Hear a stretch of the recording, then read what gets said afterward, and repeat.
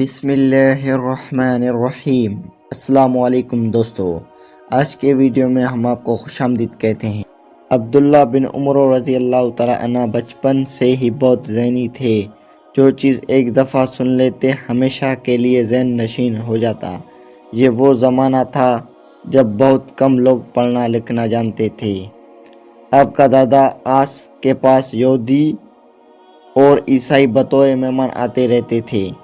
عمرو بن عاص رضی اللہ تعالیٰ عنہ نے ان سے کہا کہ اس کے بیٹے عبداللہ کو پڑھنا لکھانا سکھا دے، کیونکہ وہ اس کی ذہانت کو جان چکے تھے۔ باپ کا یہ ارادہ پورا ہو گیا۔ کم من عبداللہ کی تعلیم کا سلسلہ شروع ہو گیا اور کچھ ہی عرصے میں انہوں نے لکھنا پڑھنا سیکھ لیا۔ اس وقت پورے مکے میں پڑھے لکھے لوگ کی تعداد 7 سے زیادہ نہیں تھی۔ جو بھی عربی کتاب ان کے ہاتھ لکھتے اسے فوری پڑھ لیتے لوگ۔ ان میں علم کی پیاس اتنی شدید تھی کہ ہر وقت علم کی لگن ان کے دل اور دماغ پر چھایا رہتا۔ پھر ان کے دل اور دماغ میں ایک اور خیال نے جگہ بنایا۔ جب تک وہ کسی اور زبان کو نہیں سیکھتے تب تک ان کے علم کی پیاس نہیں بجھتی۔ ان کے اس خیال اور شوق نے ان کو سریانی زبان سیکھنے کا طرف مائل کر دیا۔ چنانچہ اپنے محنت سے انہوں نے سریانی زبان سیکھی، اس میں ماہر بھی ہو گیا۔ ایک دن عبداللہ رضی اللہ تعالیٰ عنہ نے خواب میں دیکھا کہ ان کی ایک انگلی پر گے اور دوسری انگلی پر شہد ہے اور وہ ان دونوں کو چاٹ رہا ہے۔ صبح ہوا تو انہوں نے یہ خواب اللہ کے رسول صلی اللہ علیہ وسلم کو بتایا۔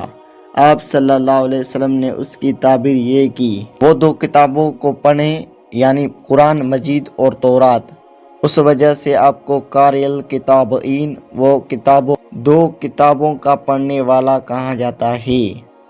یہاں ایک بات کو جاننا اور سمجھنا انتہائی ضروری ہے، وہ یہ ہے کہ کسی کے لیے یہ جائز نہیں کہ وہ قرآن مجید نازل ہونے کے بعد تورات پڑھے یا اس کا زبان یاد کرے۔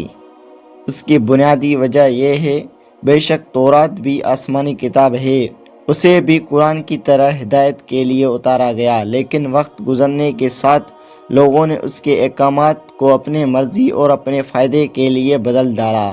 اب اس کتاب کو پڑھ کر حق اور باطل میں فرق معلوم کرنا بہت مشکل ہو چکا ہے، اس لیے اس کے مطالعہ سے گریز کرنا چاہیے، البتہ اس اعتبار سے اس کو دیکھنا کہ اس میں کیا کچھ ہے، تاکہ پڑھ کر یہودیوں کا مقابلہ کیا جا سکے، ان کی تعلیمات کی روشنی میں ان کا توڑ کیا جا سکے۔